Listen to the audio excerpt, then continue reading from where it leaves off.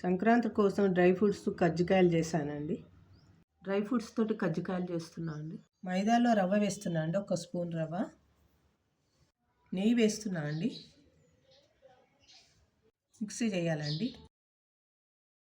కలిపానండి మైదా పిండి. 1 గంట సేపు పక్కన పెట్టాలి.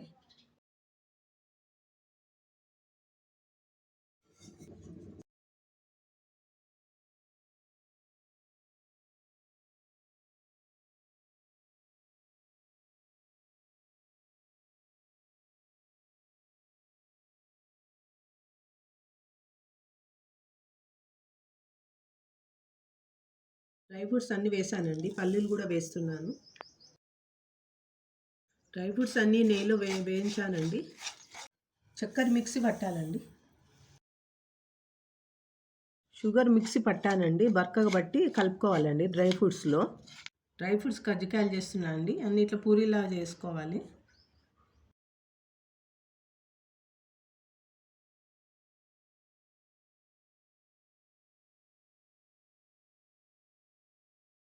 వేస్తున్నా అండి నూనెలో.